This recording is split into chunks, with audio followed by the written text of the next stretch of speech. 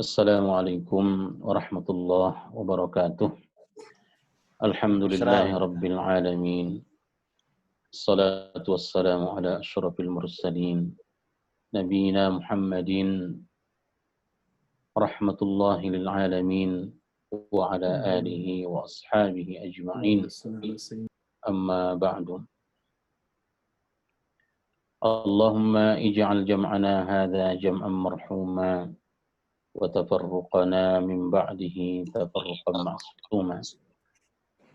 اللهم اهدنا واجعلنا سببا لمن اهتدى يا أرحم الراحمين.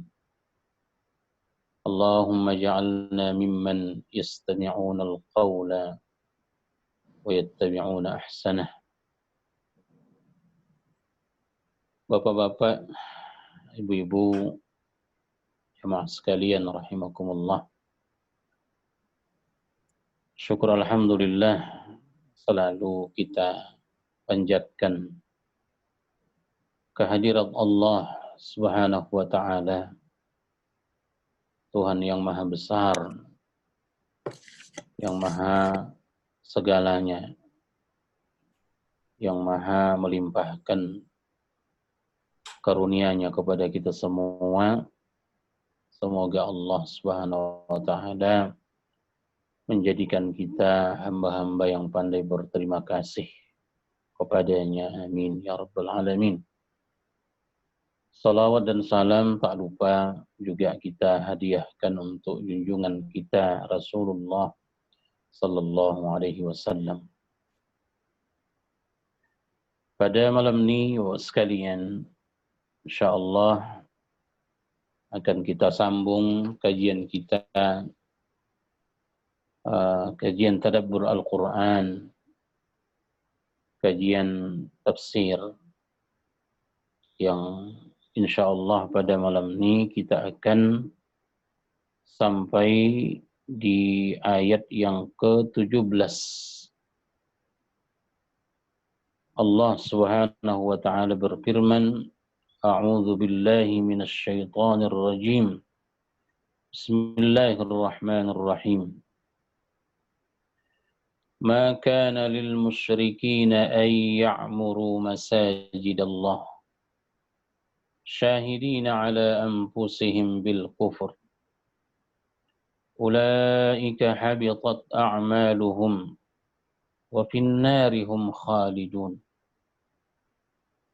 إنما يعمر مساجد الله من آمن بالله واليوم الآخر وأقام الصلاة وآتى الزكاة ولم يخش إلا الله فعسى أولئك أن يكونوا من المهتدين. Ayat ini sekalian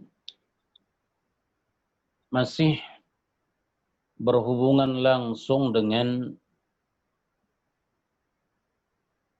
ayat-ayat kita sebelumnya, berkaitan dengan pernyataan pemutusan hubungan Allah dan Rasul-Nya dengan orang-orang musyrikin. Dan salah satu perintah Nabi sallallahu alaihi wasallam kepada Ali bin Abi Thalib radhiyallahu anhu selaku utusan Rasulullah sallam, yang mengandung pernyataan bahwa mereka kaum musyrikin tidak lagi diizinkan melaksanakan haji mulai tahun tersebut. Ya, mulai tahun setelah tahun 9 Hijriyah. Dan karena itu pula ayat ini sekalian sangat jelas ya menyatakan itu, di mana Allah Subhanahu wa taala mengatakan ma kana lil musyrikina, ya ma kana lil musyrikina, tidaklah pantas, ya tidaklah pantas atas orang-orang musyrik Tentu di sini musyrik Mekah saat itu. Apa yang tidak pantas bagi mereka? Memakmurkan masjid Allah Subhanahu wa ta'ala. Sedang mereka syahidina ala anfusihim bil kufur. Mengakui bahwa mereka sendiri adalah kafir. Jadi ayat ini kata para ulama, bila dihubungkan, kita katakan tadi Pak, kepada ayat-ayat kita sebelumnya, jadi sangat nampak jelas hubungannya. Di mana di sini penegasan dari Allah bahwa orang-orang yang menyekutukannya tidak patut, tidak layak, dan tidak pantas memakmurkan rumah Allah. Bagaimana mungkin mereka menyekutukan Allah lalu mereka memakmurkan rumahnya? Nah, karena itulah Al-Imam Asy-Sya'rawi rahmatullahi alaih, ketika dia mengatakan dalam tafsirnya Pak, kalimat makana, ya, makana. Makana ini kata beliau, ya, ini salah satu kalimat antara mim dengan kana bila digabungkan dia, ini menunjukkan bahwa atau menggambarkan bahwa tak mungkin, ya, kalimat ini menunjukkan sesuatu yang tidak mungkin, ya, sesuatu yang tidak mungkin, dan sekaligus menunjukkan tidak akan pernah. Itu makna makana menurut beliau. Artinya tidak akan pernah, tidak akan mungkin ada orang yang menyekutukan Allah tapi memakmurkan masjidnya. Itu dia. Jadi dia berbeda dengan kalimat ma yambaghi. Kalau ma yambaghi maknanya tak pantas, artinya apa? Tak patut. Memang agak mirip dengan makana. Cuman perbedaannya kata mereka para ulama, kalau ma yambaghi, ya, masih ada kemampuan, ya, masih ada kemampuan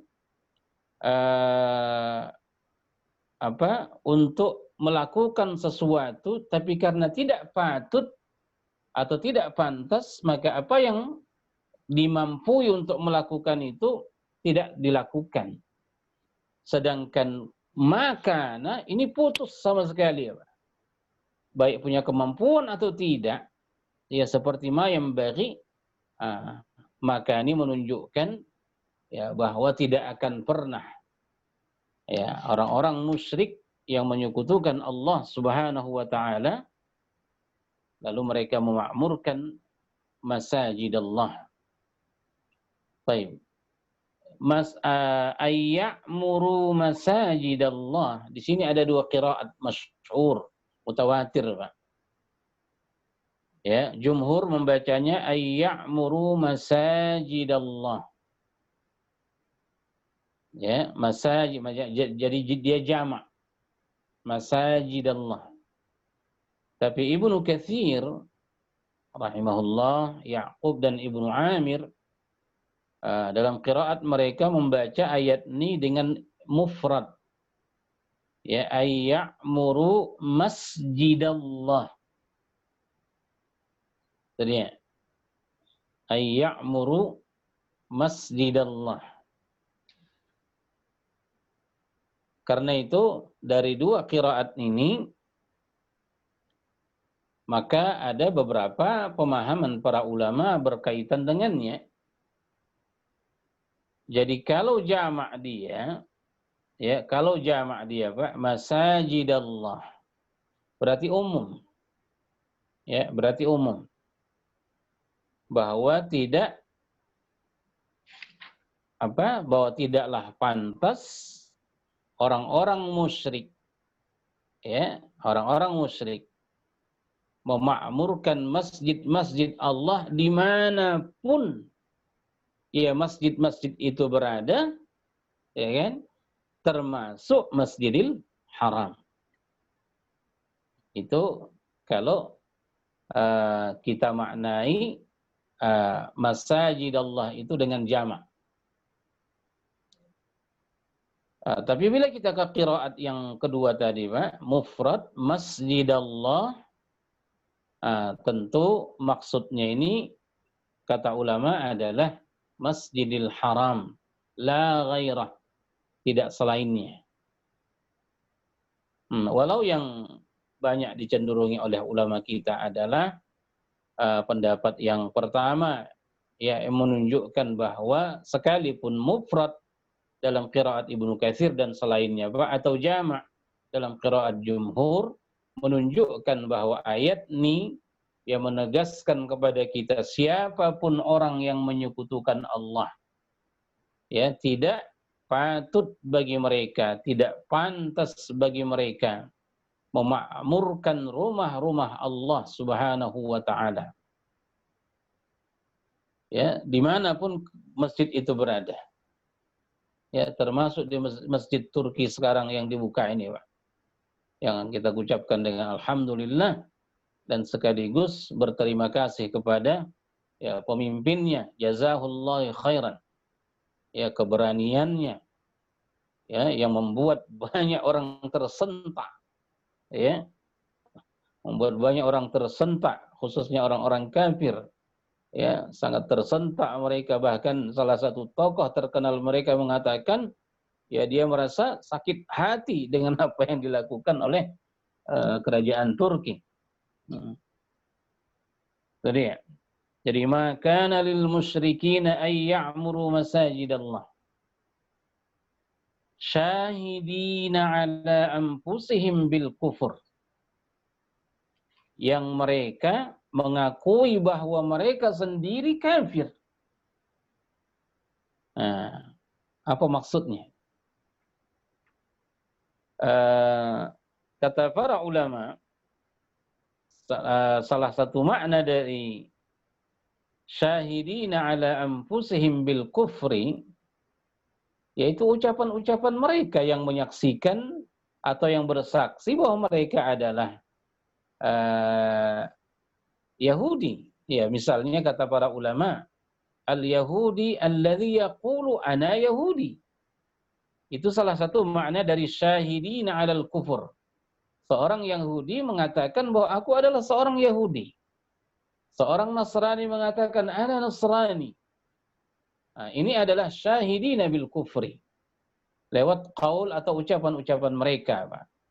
Dan dengan bangganya mereka mengucapkan itu, ya, seolah-olah sedikit pun tidak ada kejanggalan bagi mereka saat mengakuinya. Itu satu. Atau kata ulama, syahidina ala anfusihim bil kufri, ya, kalau kita ke ucapan Ibnu Abbas radhiyallahu anhu, ya, syahadatuhum bil kufri, ya, kesaksian mereka dengan kekufuran itu ialah, kata beliau, sujuduhum lil asnam, sujudnya mereka ke berhala-berhala yang mereka sembah, ma'a iqrarihim, ya, serta diikuti dengan pengakuan mereka bi annaha makhluqah, bahwa apa yang mereka sembah itu adalah sesuatu yang diciptakan, wallahu khalaqaha, dan Allah lah yang menciptakannya. Itu kata Ibnu Abbas makna syahidina ala anfusihim bil kufur. Jadi secara umum, bahwa sekalian, bahwa ucapan mereka, perbuatan mereka menjadi saksi akan kekufuran mereka. Baik.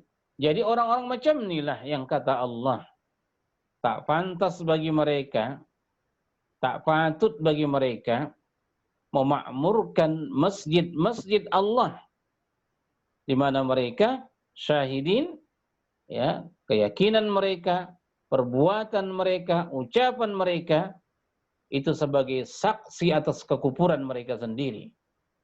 Maka karena itu kata Allah, ulaika habitat a'maluhum, mereka-mereka itulah hancur lebur amal-amal kebaikan mereka. Ya, maknanya tidak bernilai sedikit pun di sisi Allah Subhanahu wa taala. Karena amalan baru bernilai di sisi Allah. Kebaikan baru bernilai di sisi Allah apabila di sana ada keimanan kepada Allah Subhanahu wa taala. Karena itu Allah katakan wa finnari hum khalidun, dan di dalam api neraka mereka akan kekal selama-lamanya. Baik. Itu sekalian secara garis besar ya ucapan-ucapan ulama kita terhadap ayat ini. Dan di ayat berikutnya Allah tegaskan siapa yang pantas, siapa sepatutnya ya yang berhak, yang layak memakmurkan masjid-masjid itu. Apa kata Allah? Innama ya'muru masajidallahi man amana billah wal yaumil akhir wa aqamas salah wa ataz zakah wa lam yakhsha illallah. Jadi ada 5, Pak. Innama ini ada tuh hasrin dengan makna hanya saja. Berarti ini pembatasan, Pak.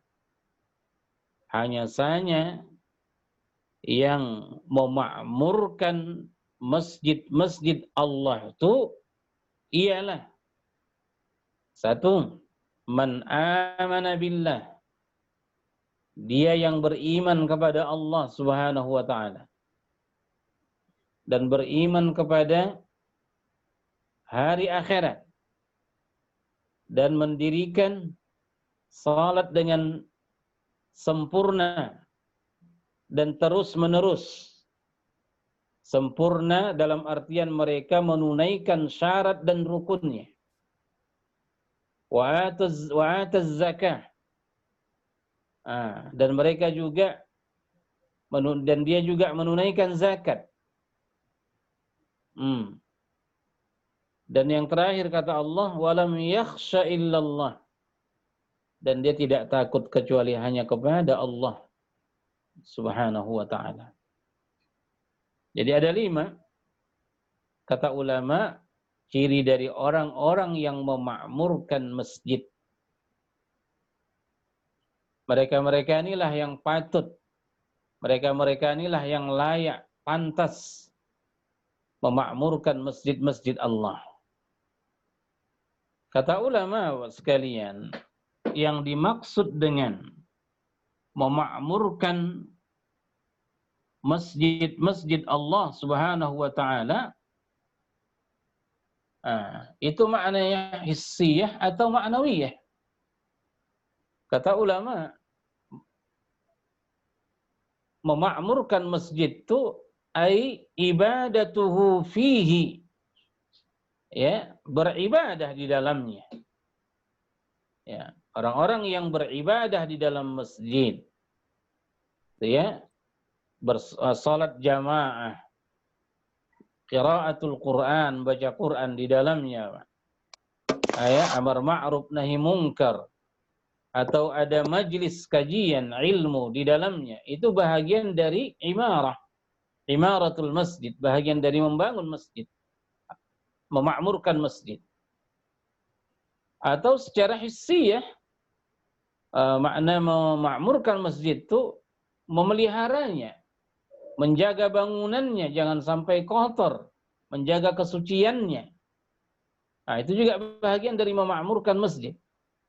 Atau kata ulama dengan makna hissiyah juga, bahwa memakmurkan masjid itu adalah membinanya, ikut membantu ya mendirikan bangunannya.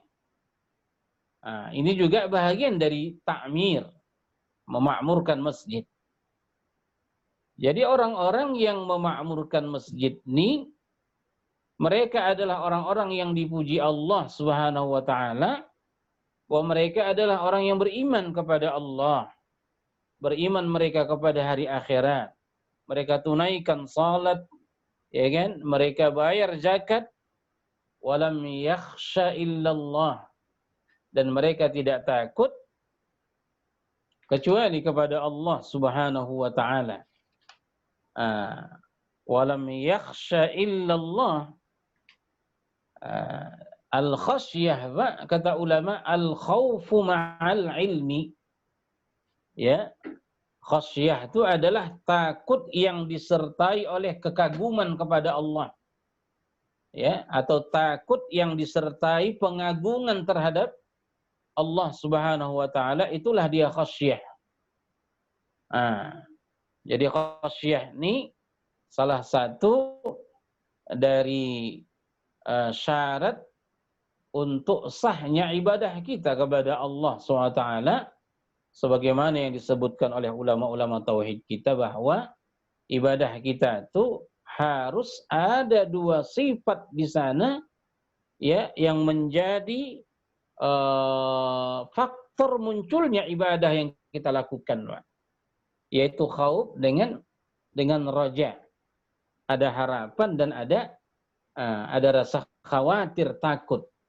Jadi inilah dia ciri-ciri yang dijelaskan oleh Allah Subhanahu wa taala, siapa yang sepantasnya memakmurkan rumah-rumahnya di muka bumi ini. Karena itu sudah sama-sama kita ketahui, Bapak Ibu sekalian, banyaknya hadis-hadis Rasulullah sallallahu alaihi wasallam yang menjelaskan keutamaan orang-orang yang memakmurkan masjid. Dan salah satu dari hadis tersebut misalnya hadis Abi Sa'id Al-Khudri radhiyallahu anhu, bahwa Rasulullah sallallahu alaihi wasallam bersabda, "Idza ra'aitumul mar'a ya'tadul masajid fashhadu lahu, ya, bi annahu mu'min," atau kama qala sallallahu alaihi wasallam. Jadi siapa, kata Nabi, yang kalian tengok, ya, mondar-mandir pergi ke masjid, Pak. Ya, ya'tadu al-masajid. Ya, terus-menerus pergi ke masjid, fashhadu lahu bi annahu mu'min, kata Nabi sallallahu. Maka kalian saksikanlah bahwa orang tersebut adalah seorang mukmin, kata Nabi sallallahu. Jadi ayat ini menjelaskan kepada kita bahwa yang patut, layak, dan pantas memakmurkan masjid itu mereka-mereka yang telah disebutkan oleh Allah sifatnya, yang kita katakan 5 perkara. Al-imanu billah, ikan al-imanu bil yaumil akhir, iqamis salah, kemudian ita'iz zakah, kemudian khasyah lillah. Mereka takut kepada Allah Subhanahu wa taala. Lalu kata Allah, fa'asa ulaika ay yakunu minal muhtadin. Ya, subhanallah. Fa'asa ulaika ay yakunu minal muhtadin. Maka mereka itulah orang-orang yang diharapkan termasuk yang mendapatkan petunjuk Allah. Kata Ibnu Abbas radhiyallahu anhu.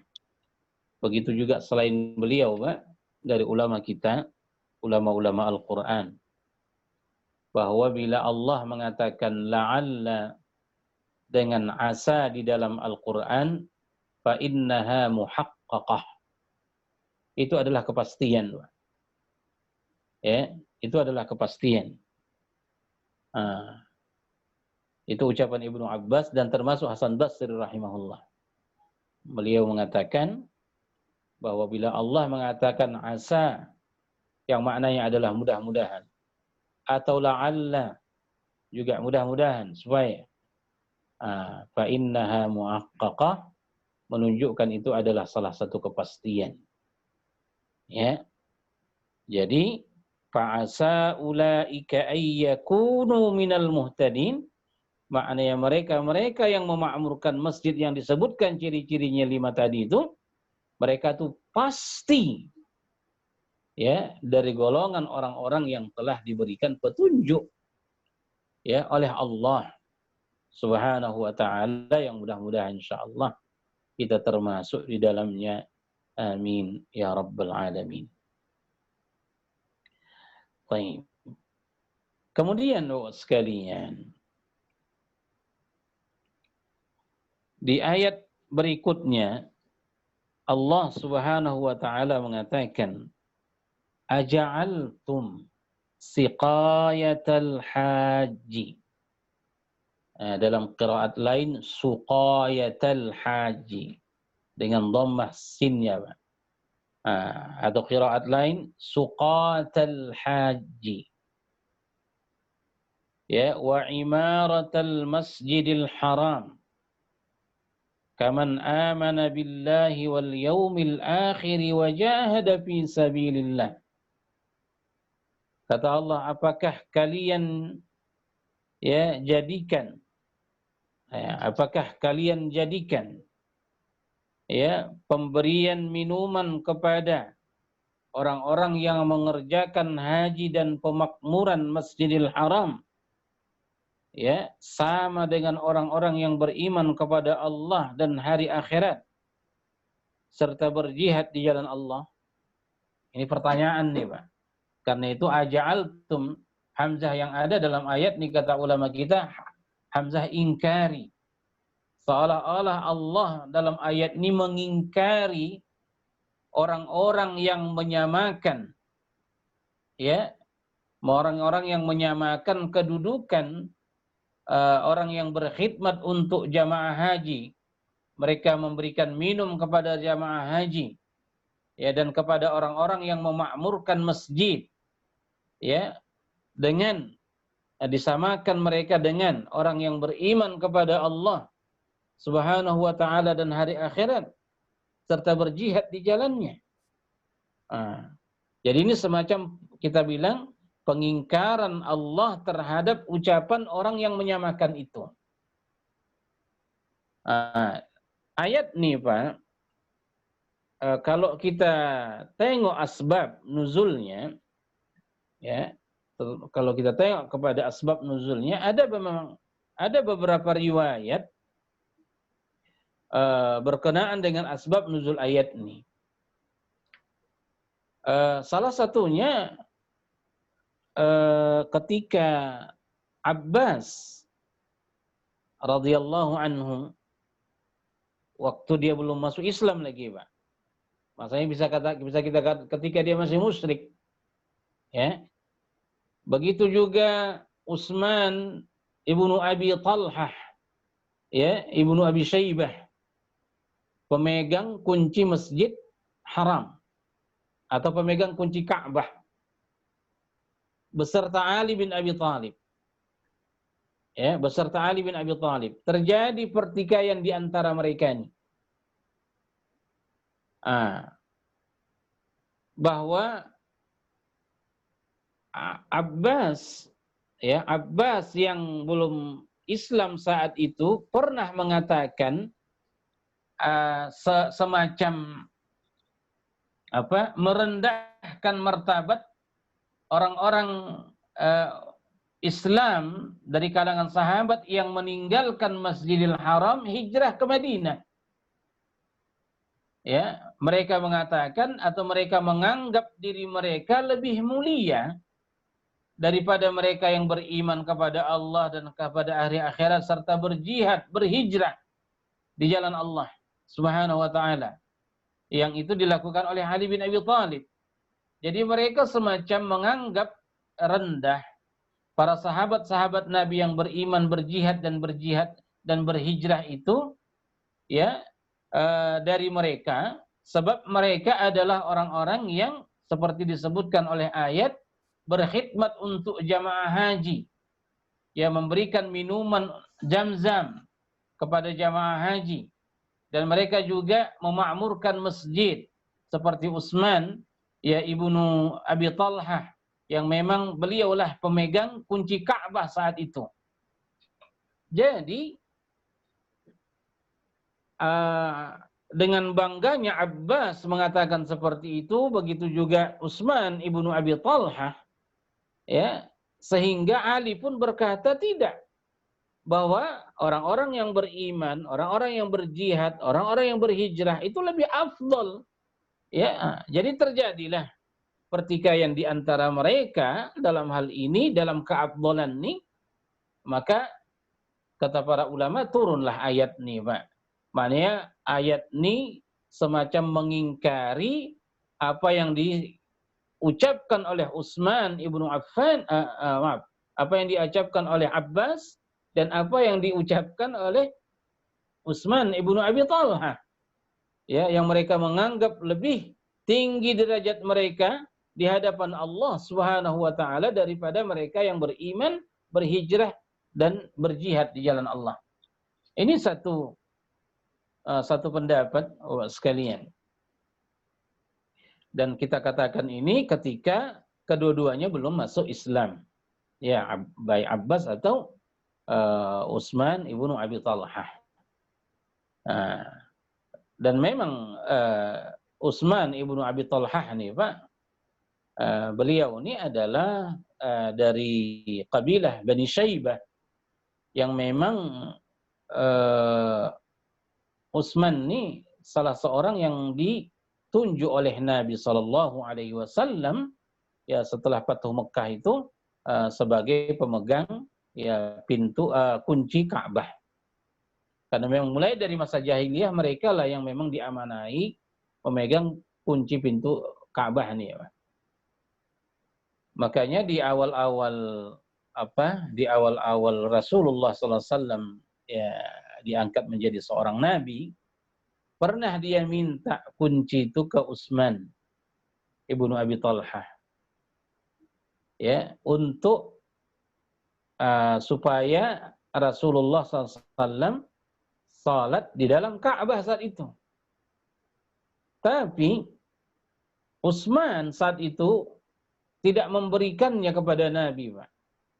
Bahkan dia mengucapkan kalimat yang dalam bahasa ulama-ulama sirah, yaitu kalimat fahisyah, kalimat keji, ya, terhadap Nabi SAW.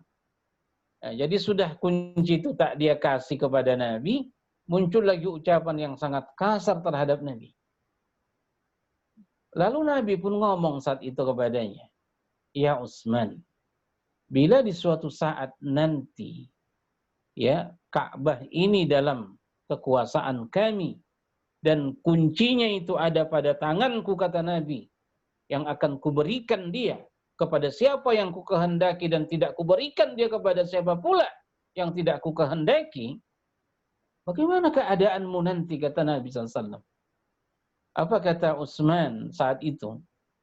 "Apabila kunci Ka'bah ini sudah berada di tanganmu," apa kata beliau? "Zallat Quraisyun wahanat," dia bilang. Maka akan hilanglah Quraisy, ya, dan akan hinalah Quraisy. Tapi Rasulullah mengatakan saat itu kepadanya, "Bala, tidak. Bal azzat," kata Rasulullah, "wasadat." Tidak, bukan seperti omonganmu. Bahkan nanti bila ini sudah berada di tanganku, Quraisy akan menjadi terkenal, Quraisy akan menjadi mulia, sadat, dan dia akan menjadi orang terkemuka, pengendali dan sebagainya. Dengan berlalunya waktu sekalian, apa yang disampaikan oleh Nabi ini memang terbukti, Pak. Ya, pada tahun 8 Hijriah Mekah kembali ke pangkuan kaum muslimin. Ya, di situ Rasulullah SAW memanggil Utsman. Kata Nabi, "A'tinil miftah." Kata Nabi, "Kasih kunci." Kata Utsman, "Bihaqqihi ya Rasulullah." Ini patutnya untuk kami yang diserahi sejak zaman jahiliyah untuk urusan kunci ini. 3 kali Rasulullah mengulangi meminta kunci itu dari Utsman. Sampai yang membuat lagi Nabi meminta kunci itu dari Utsman atas desakan Ali dan Abbas. "Ya Rasulullah, kita telah diserahkan, ya, amanah siqayah, ya, pengurusan air Zam-Zam, maka supaya makin sempurna, maka silakan berikan juga kepada kami kunci itu ya Rasulullah agar kami yang memegangnya, kata Ali bin Abi Thalib. Dalam istilah sejarah disebut sadanah, Pak. Jadi kalau siqayah urusan pengairan, ya Zam-Zam, kalau sadanah ini urusan kunci. Kunci-kunci Ka'bah atau Masjidil Haram saat itu. Baik. Tapi ternyata Allah berkehendak lain. Ya, turunlah ayat dalam surah An-Nisa yang pernah kita pelajari. Innallaha ya'murukum an tu'addul amanati ila ahliha, kata Allah. Allah Subhanahu wa taala ya memerintahkan agar an tu'addul amanah, agar amanah itu diberikan kepada ahlinya. Konteks ayat ini bicara tentang itu dia. Makanya Rasulullah sallallahu alaihi wasallam yang mengatakan kepada Utsman, "Ya Utsman, khudha." Ambillah kunci ini, kata Nabi. Khalidatan ila yaumil qiyamah. Ya. La yunazi'ukum fiha illa fajir, kata Nabi. Peganglah kunci ini. Ya, selama-lamanya sampai kiamat. Dan tidak akan ada yang mempertikaikan masalah kunci ini kecuali dia adalah seorang pendurhaka, kata Nabi sallallahu alaihi wasallam. Sejak itulah sampai sekarang, kata ulama, pemegang kunci Ka'bah itu adalah dari keturunan Bani Syaibah. Subhanallah. Baik. Jadi inilah sebenarnya salah satu penyebab turunnya ayat ini, kata ulama kita, yaitu pertikaian antara orang mukmin dengan orang-orang musyrik, yang mereka mencela orang-orang mukmin karena meninggalkan Masjidil Haram, dan atas dasar itu mereka menganggap derajat mereka lebih tinggi di sisi Allah, ya, karena mereka tetap berkhidmat memakmurkan Masjidil Haram, memberi makan atau memberi minum orang-orang jamaah haji. Maka untuk menjelaskan kebatilan ucapan itu, maka turunlah ayat ini. Kemudian Bapak sekalian, ada juga salah satu hadis yang diriwayatkan oleh Imam Muslim, ya, dari Ibnu Bashir radhiyallahu anhu, bahwa ketika hari Jumat sebelum sholat Jumat, ya, Umar bin Khattab radhiyallahu anhu melihat ada 3 orang yang sedang semacam bertengkar.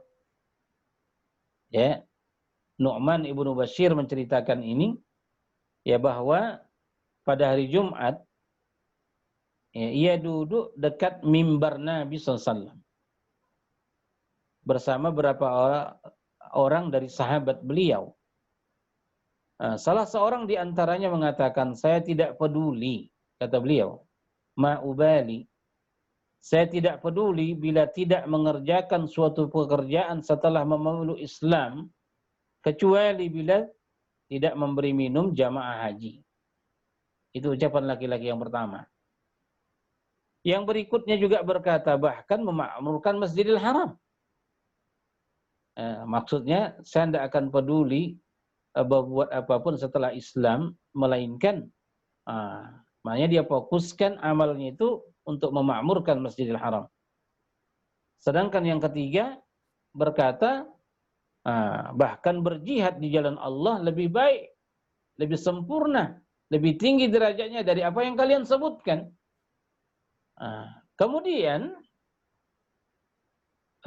Umar ibn Khattab mendengar, ya, ucapan-ucapan mereka ini dan membentak mereka sambil mengatakan, ya, la tarfa'u aswatakum inda mimbari Rasulillah sallam, kata Umar, jangan kalian angkat tinggi-tinggi suara kalian itu di dekat mimbar Rasulullah sallam, sambil mengatakan kepada mereka, nanti kalau sudah selesai sholat Jumat ini, akan aku tanyakan apa yang kalian perdebatkan ini kepada Rasulullah sallallahu alaihi wasallam. Maka turunlah ayat ini. Ulama yang mengatakan riwayat dari Nu'man ibnu Bashir nih, Pak, sebagai asbab nuzul ayat ini memang kata mereka fihi iskal. Bagaimana mungkin ini sebagai asbab nuzul dari ayat ini? Sebab ini berbicara tentang pertikaian orang musyrik dengan orang Islam, ya kan? Antara kita katakan tadi Ali bin Abi Thalib, kemudian Abbas sebelum masuk Islamnya, dan Utsman ibnu Abi Talha. Sementara di riwayat Nu'man ibnu Bashir nih, Pak, dan uniknya ini di riwayat Imam Muslim sahih. Ya. Yang bertikai itu adalah orang Islam. Nah, karena itu Abu Bakar Al-Jazairi, Pak, dalam tafsir dia mengatakan bahwa sebenarnya riwayat Nu'man ibnu Bashir bukan menjelaskan tentang asbab nuzul dari ayat ini. Akan tetapi, kata beliau, ketika terjadi perdebatan di antara tiga orang Islam tadi, sebelum sholat Jumat itu, ditanyakan oleh Umar ibn al-Khattab tentang ucapan-ucapan mereka itu, Rasulullah Sallallahu Alaihi Wasallam membacakan ayat ini. Jadi bukan asbab nuzul, tapi Nabi berdalil dengan ayat ini, Pak. Baik, apapun ya komentar-komentar ulama kita terhadap asbab nuzul ayat ini, tapi ayat ini sangat jelas menyatakan kepada kita bahwa Allah Subhanahu wa taala dengan tegas mengatakan bahwa tidak akan sama ya derajat orang-orang yang siqayatul hajj, memberi minum jamaah haji dan memakmurkan Masjidil Haram ya dengan orang yang beriman kepada Allah, beriman kepada hari akhirat, lalu berjihad di jalannya. Karena itu apa kata Allah? La yastawuna indallah. Tak akan mungkin sama mereka di sisi Allah. Tidak akan mungkin sama. Nah, dan inilah yang dipahami oleh sahabat Rasulullah Sallallahu Alaihi Wasallam, Bapak-Ibu sekalian, ya, bahwa tidak ada amalan yang bisa mengimbangi amalan iman kepada Allah, iman kepada hari akhirat, dan diikuti oleh jihad di jalan Allah Subhanahu wa taala, dan itu dibuktikan oleh para sahabat. Ya, dibuktikan oleh para sahabat bahwa berapa ribu para sahabat sekalian, ya, kebanyakan kuburan-kuburan mereka itu di luar Mekah dan di luar Madinah. Maknanya apa? Mereka keluar dari Mekah, maka keluar mereka dari Madinah untuk berdakwah, berjihad di jalan Allah Subhanahu wa taala, dan berguguran ya kebanyakan mereka itu di luar Mekah, di luar tanah haram. Ini kira-kira lebih kurang makna dari ayat yang ke-19 nih. Lalu Allah Subhanahu wa taala tutup ayat ini dengan ucapannya, wallahu la yahdil qaumadz zalimin. Dan Allah Subhanahu wa taala tidak akan memberikan petunjuk kepada kaum ya, yang telah mendarah daging kezaliman pada diri mereka. Dan sudah pernah kita jelaskan bahwa sekalian, salah satu makna dari al-zalimin adalah al-musyrikin. Ya, al-zalimin salah satu maknanya adalah al-musyrikin. Artinya Allah Subhanahu wa taala tidak akan pernah memberikan petunjuk kepada orang-orang yang kesyirikannya itu sudah mendarah daging pada dirinya. Ya, karena salah satu makna dari zulmun itu adalah tidak menempatkan sesuatu pada tempatnya. Jadi orang-orang yang menyekutukan Allah itu adalah orang-orang yang berbuat tidak pada tempatnya. Bagaimana mungkin Allah yang menciptakan mereka, tapi mereka menyembah yang lain? Tentu ini adalah perbuatan yang paling zalim Karena itulah apa kata Luqman, ya, kata Luqman kepada anaknya, ya bunayya la tusyrik billah. Wahai anakku, janganlah kalian menyekutukan Allah. Inna syirka la zulmun azim. Karena menyekutukan Allah itu adalah perbuatan kezaliman yang besar. Kita lanjut, Bapak Ibu sekalian. Apa kata Allah? Alladzina amanu wa hajaru wa jahadu fi sabilillahi bi amwalihim wa anfusihim a'zamu darajatan indallah, kata Allah subhanallah.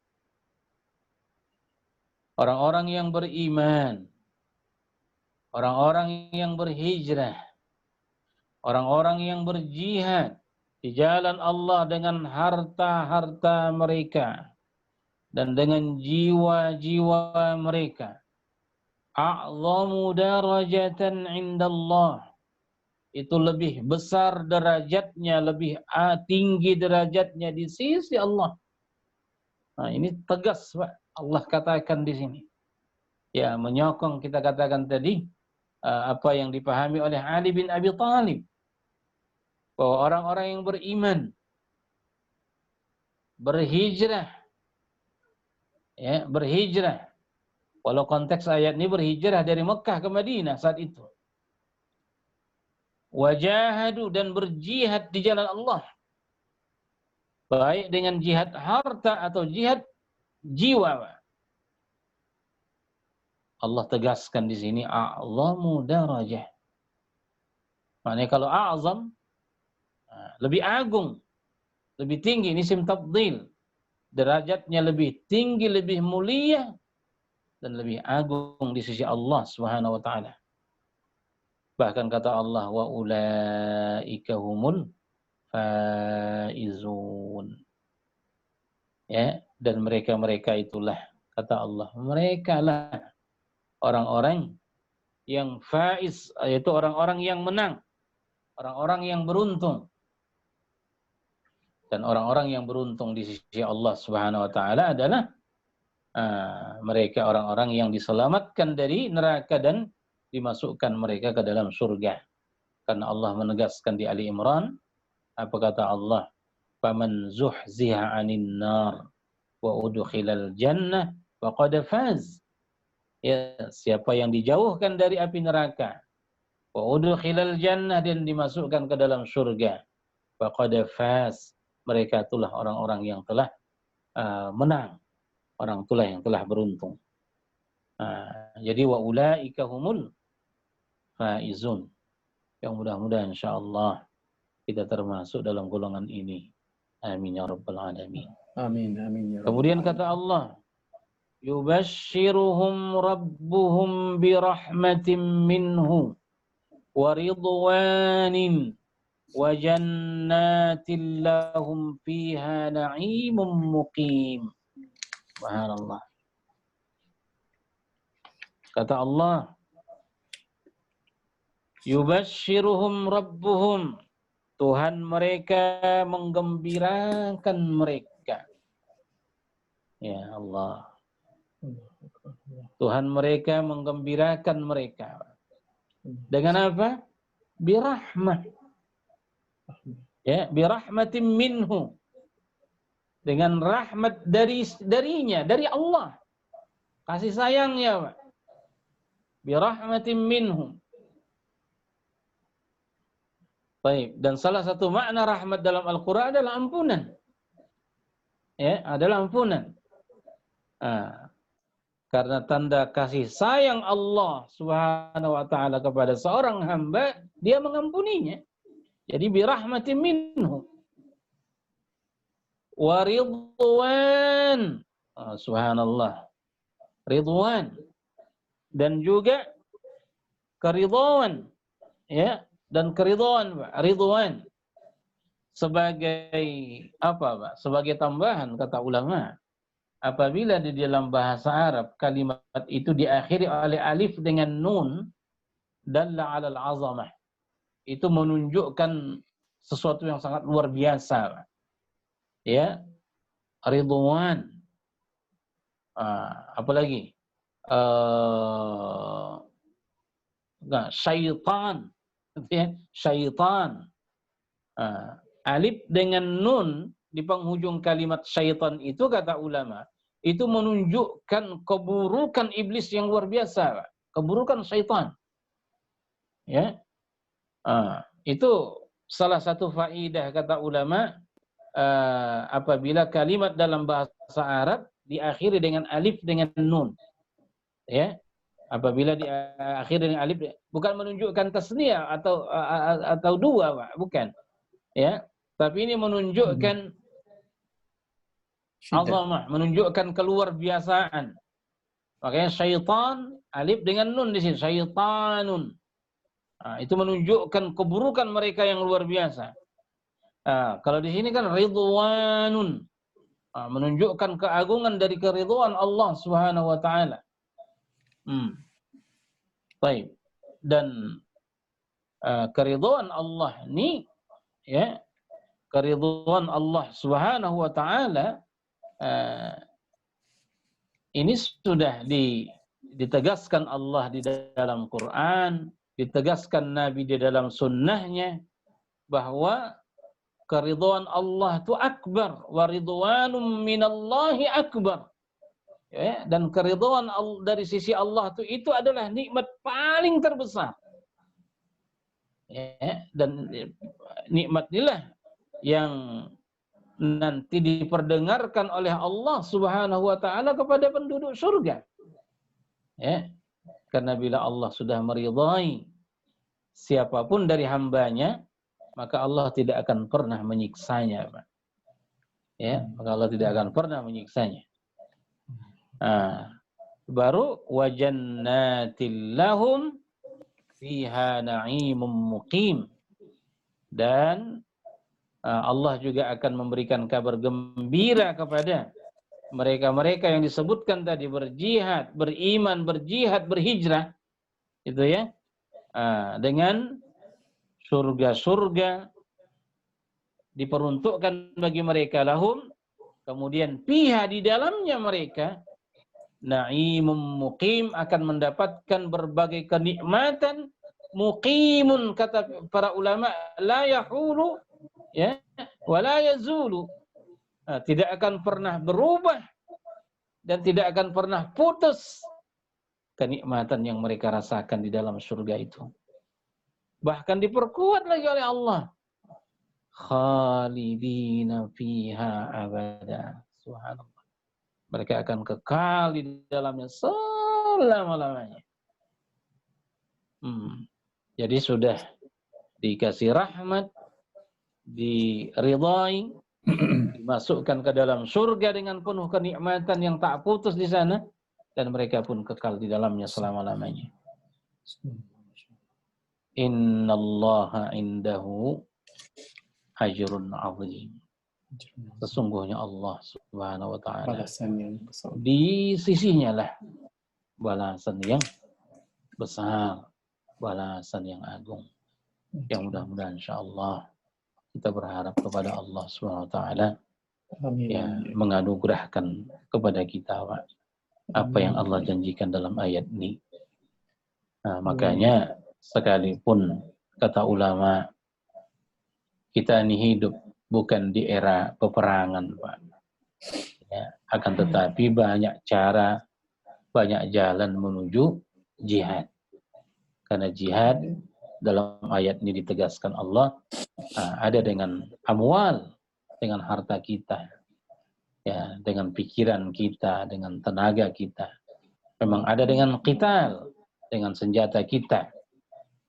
Bahkan sekurang-kurangnya, kata para ulama, di dalam hadis Rasulullah sallallahu alaihi wasallam, ya, kita diperintahkan untuk meminta dan bermohon kepada Allah dalam setiap doa kita, Pak, agar kita itu diberikan syahadah di jalan Allah, seperti doa Umar, Allahumma rzuqni syahadatan fi sabilik. Ya Allah, anugerahkanlah kepadaku mati syahid ya di jalan-Mu. Nah, itulah kira-kira lebih kurang sekalian makna-makna ayat yang kita dapatkan dari ucapan ulama-ulama kita, yang mudah-mudahan insyaallah menambah keimanan kita dan melembutkan hati kita. Wallahu alam. Jazakumullah khairan. Wassalamualaikum warahmatullahi wabarakatuh. Assalamualaikum warahmatullahi wabarakatuh. Jazakallah. Wa iyyakum insyaallah. Baik. Mungkin ada yang mau menambahkan, dipersilahkan Pak, atau ada yang mau bertanya juga dipersilahkan. Tafadhal. Ustaz, Assalamualaikum Ustaz. Assalamualaikum. Tafadhal Pak. Okey, saya nak Ustaz kupaskan ayat yang ke-17 yang kita baca pada malam ni, yang mana dalam ayat ni diberitahu yang kaum musyrikin tidak layak lagi untuk memakmurkan masjid-masjid Allah. Jadi dalam satu bahasa lagi, menyuruh orang Muslim, orang mukmin yang menjadi ketua dari segi tempat itu. Jadi menyuruh orang mukmin yang menjadi, sebab orang mukmin lah yang selayak-layaknya memakmurkan rumah Allah dan memakmurkan kawasan itu. Jadi ini adakah ini juga satu cabaran kepada orang mukmin supaya ke hadapan daripada orang musyrikin, ya, dari segi tahap yang Allah letak pada orang mukmin, orang Islam di waktu itu. Iya. Begini, Pak. Ya. Ayat ini ya, kalau kata ulama begini, kalau dihubung-hubungkan dia ya kepada ayat-ayat kita sebelumnya, ya, bahwa ayat ini ya kan semacam ada larangan dari Allah, bukan semacam, memang menunjukkan ada larangan dari Allah Subhanahu wa ta'ala. Tidak patutnya kita katakan orang-orang ya musyrik ya memakmurkan masjid-masjid Allah Subhanahu wa ta'ala apabila mereka tetap terus-menerus bersaksi dengan kekufuran mereka terhadapnya. Ya. Jadi kata Al-Biqai rahimahullah, bisa apa, akan muncul satu pertanyaan, ya, akan muncul satu pertanyaan dari siapapun, kata beliau, bahwa pada kenyataannya ada di antara orang-orang musyrik, ya, ada di antara orang-orang musyrik yang betul-betul mereka memakmurkan Masjidil Haram, ya kan, memakmurkan Masjidil Haram, bahkan berkhidmat kita katakan kepada jamaah haji, ya, mereka siapkan makanannya, mereka siapkan minumannya, ya, dan itu nyata dan pernah terjadi, Pak. Ya, nyata dan pernah terjadi. Bahkan kita katakan tadi termasuk Abbas. Ini yang dia banggakan. Ya kan? Ini yang dia banggakan waktu itu. Ketika dia belum Islam. Ya, ini yang dia banggakan di hadapan Ali, bahwa kami lebih mulia dari kalian. Kalian tinggalkan Masjidil Haram. Ya. Kami masih berkhidmat, kami jaga dia, kami pelihara dia. Nah, ternyata baru Allah tegaskan, ya kan? Baru Allah tegaskan. Sekalipun orang-orang kufar itu, ya, banyak kebaikan-kebaikan yang jelas-jelas nyata mereka lakukan. Kalau dalam konteks ayat ini, ikut mereka membina Masjidil Haram, mereka jaga, mereka berkhidmat kepada orang yang datang ke dalamnya untuk berhaji dan atau berumrah, ya kan? Tapi pada kenyataannya sebaik apapun perbuatan mereka itu, akan tetapi bila bukan yang memotivasinya adalah keimanan kepada Allah, yaitu haba'an manthura, kata Allah Subhanahu wa ta'ala, tidak ada gunanya itu di sisi Allah. Allah katakan wa qadimna ila ma amilu min amalin faja'alnahu haba'an manthura, kata Allah di dalam Furqan, ya kan? Dan kami, maksudnya Allah, dan kami, kata Allah, hadapi segala amal yang mereka kerjakan, lalu kami jadikan amal ilmu itu bagaikan debu yang berterbangan, tidak ada gunanya, tidak ada gunanya. Jadi ayat ini, ayat pertama 17 dan ayat ke-18 nih, Pak. Ayat ke-17 itu menjelaskan kepada kita bahwa tidak ada guna amal sebaik apapun kalau tak ada iman. Ya, kalau tidak ada keimanan. Dan bila di ayat yang kedua seperti yang Bapak bilang, ya, ini juga semacam peringatan keras terhadap kita orang-orang Islam.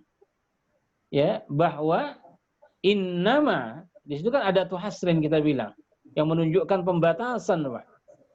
Bahwa mereka yang betul-betul memakmurkan masjid itu, ya, harus orang-orang yang memang ada pada diri mereka 5 perkara yang kita sebutkan.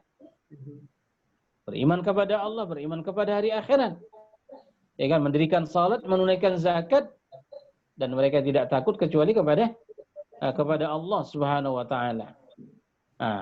Jadi ini satu peringatan keras, ya, terhadap kita kaum muslimin, ya, bila kita ingin betul-betul ingin betul-betul dianggap oleh Allah sebagai orang yang berkhidmat, bermakmurkan rumahnya, ya, memakmurkan rumahnya, maka harus diperhatikan 5 perkara ini.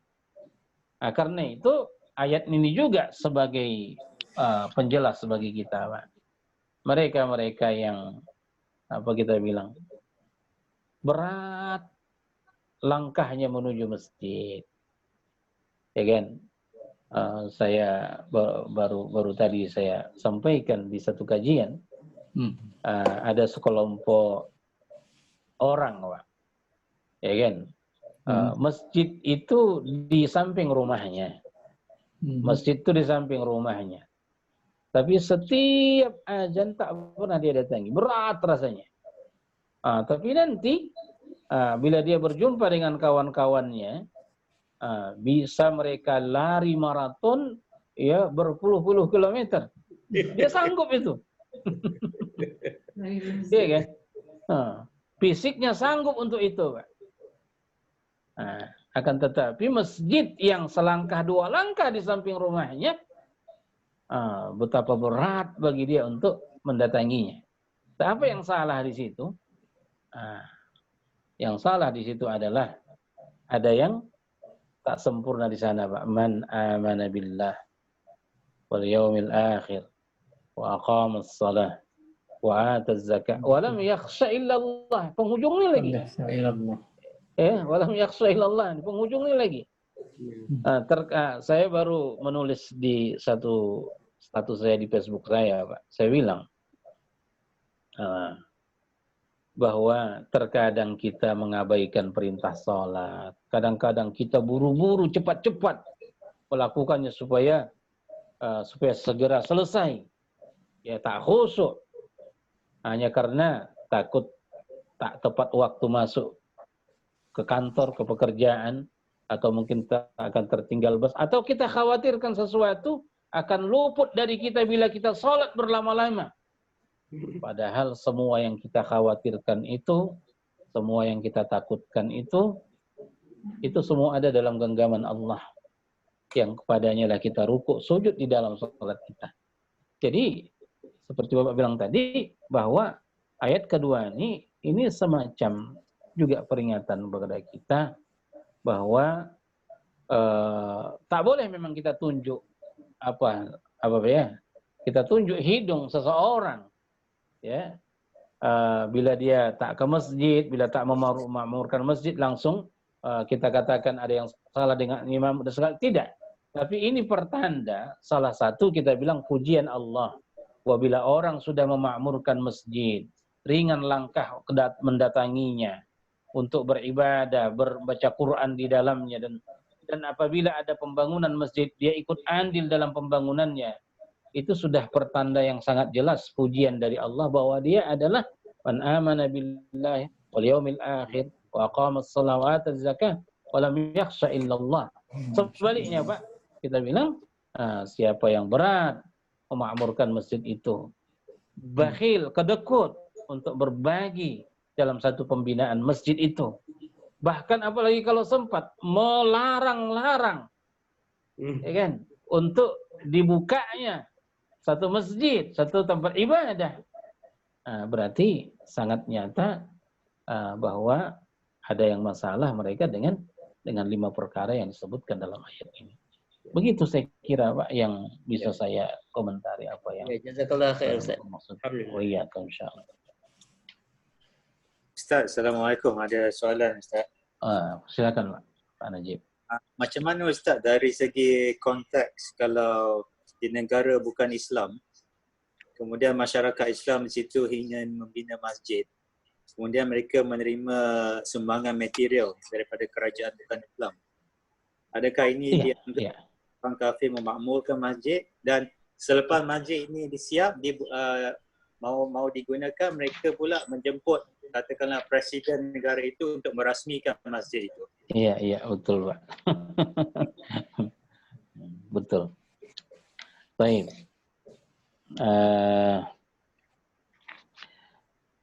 Memang sepintas, ya Pak, memang sepintas kalau dipahami ayat ini secara zahir, Pak, ya, seolah-olah apa yang Pak Najib sebutkan ini itu semua tak benar.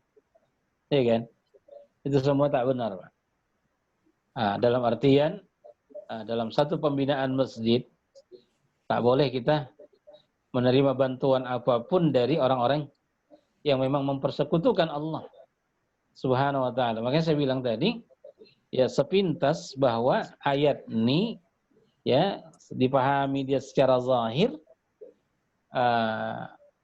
untuk memakmurkan masjid ini tidak akan boleh dilakukan kecuali mereka yang beriman kepada Allah.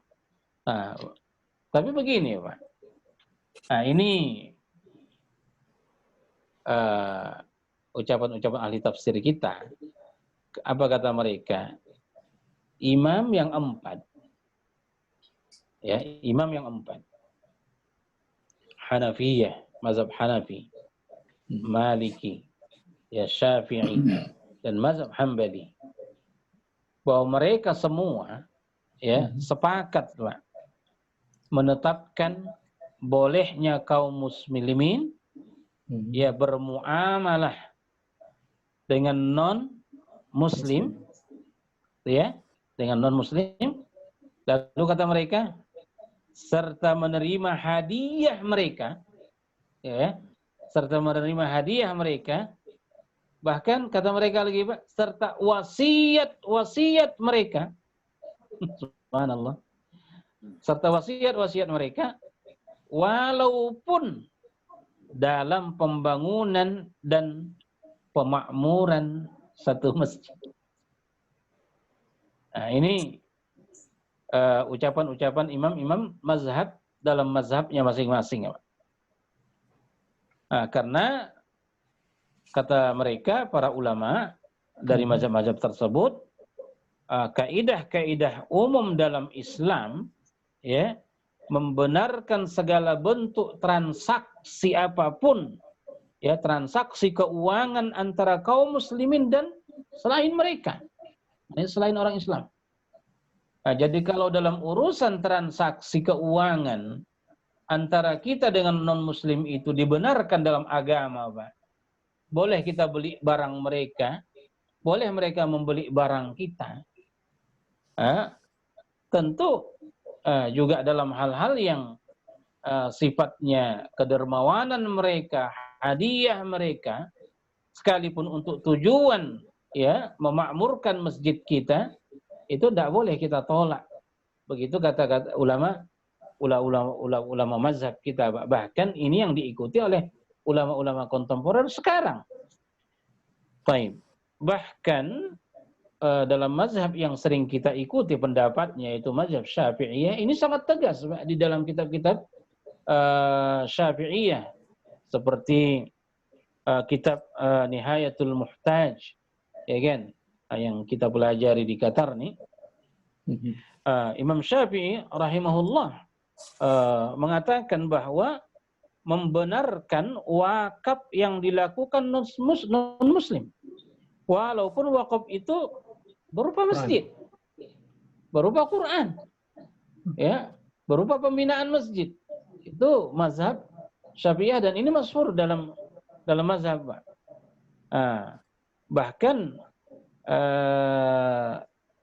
dalam salah satu ucapan seorang ulama di salah satu kitab namanya Hasyiatul Minhaj, ini kitab yang bermazhab Syafi'iyah, ya, kata beliau, walaupun non-muslim itu tidak menilai wakafnya sebagai pendekatan dirinya kepada Tuhan yang dia sembah, ya kan, tetap boleh kita terima, boleh kita ambil kebaikan-kebaikan mereka itu untuk ta'mir masjid sekalipun. Ya, demikian kalau pandangan-pandangan ulama-ulama fiqh kita dalam hal ini. Tapi terus terang kita katakan, Pak, ini dalam konteks dunia. Ya, dalam konteks dunia. Adapun kebaikan-kebaikan mereka ini seperti yang ditegaskan dalam ayat di hadapan Allah nanti di akhirat. Kalau ini apa yang kata Allah, haba'an mansura. Ini adalah kebaikan-kebaikan yang memang semacam debu yang bertebangan yang tidak ada gunanya. Akan tetapi secara hukum duniawi ya, ini dibenarkan dan dibolehkan. Rasulullah SAW pun pernah menahan ya seorang musyrik di dalam masjid, Pak, dan mengikatnya di tiang masjid. Ya, ini menunjukkan bahwa masjid itu tidak terlarang siapapun masuk ke dalamnya, selama dia menjaga ya kebersihan dan sebagainya. Ya, maknanya orang kafir misalnya bilang masuk ke masjid kita, silakan saja, tak ada masalah di sana selama dia tidak melakukan hal-hal yang mengurangi adab. Dan itu dilakukan oleh Nabi kepada seorang musyrik saat itu yang memang yang mengikatnya di dalam masjid. Jadi hukum-hukum ini semua ya kalau dari kacamata ulama-ulama fiqh kita itu tidak ada masalah. Ya, makanya kita bilang fiqh ini adalah al-ahkam, ya, al-ahkam hukum-hukum yang berkaitan dengan keduniaan kita, Pak. Adapun ya nanti masalahnya di akhirat, ini berbeda lagi hukumnya. Jadi itu yang kita bilang tadi, secara hukum fiqh itu sah. Jadi makanya mereka-mereka yang menyumbang masjid ya di negeri-negeri kafir atau kerajaan-kerajaan yang menyiapkan masjid untuk orang-orang Islam ya di negeri orang-orang kafir, maka ini tidak ada keraguan bagi kita dibolehkan untuk menerimanya, bahkan kita mengucapkan terima kasih kepada mereka, ya kan, karena mereka telah membantu kita untuk melaksanakan syariat agama kita. Wallahu a'lam. Itu, Pak, secara ringkas pandangan-pandangan ahli PK dalam hal ini. Allah. Jazakallah khairan. Assalamualaikum Ustaz. Soalan pendek Ustaz. Bani Syaibah tu Ustaz, masa ke dalam peristiwa ni Ustaz, dia telah masuk Islam Ustaz. Abdurrahman. Osman.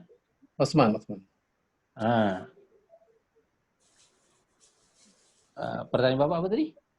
Adakah dia telah masuk Islam even selepas Allah menurunkan ayat dan Rasulullah menyerahkan kepada Bani Syaibah. Iya. Adakah dia memeluk Islam sebelum ataupun selepas tu?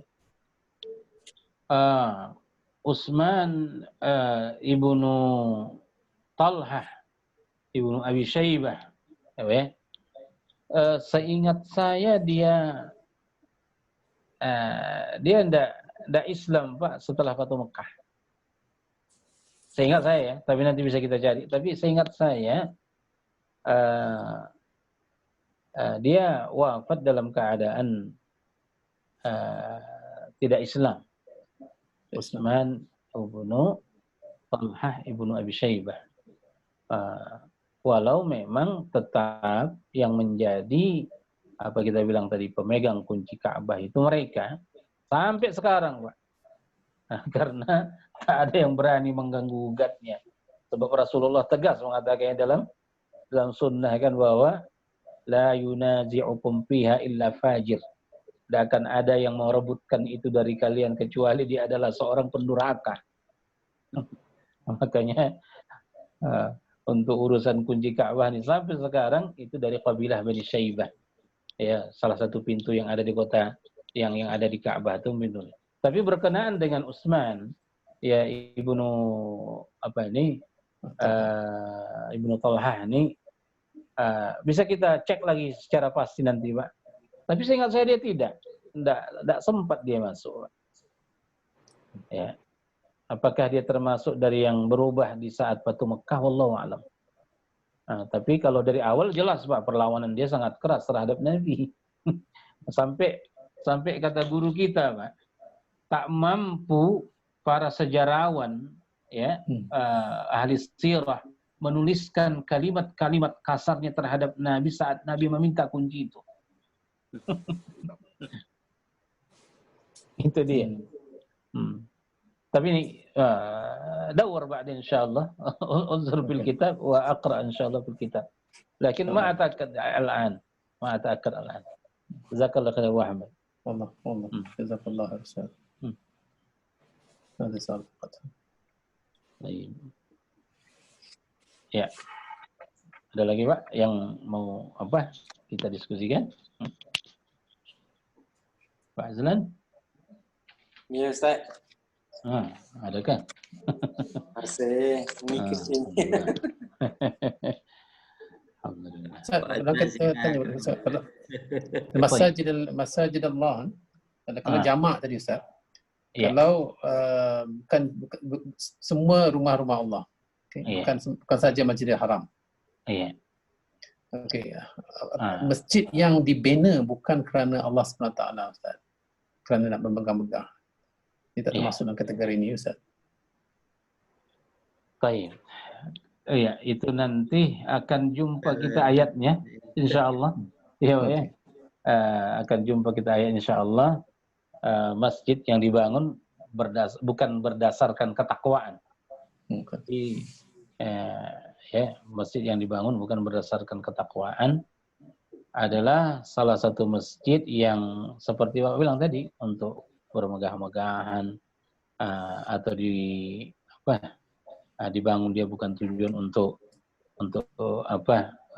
disembah Allah di dalamnya. Tapi kalau konteks ayat kita malam ini ya Masjidil Haram atau masjid secara umum yang memang betul-betul dia dibangun ya berdasarkan ketakwaan kepada Allah yang memang ditujukan untuk beribadah di dalamnya. Wallahu a'lam. Jazakallahu khairan. Iya, insyaallah.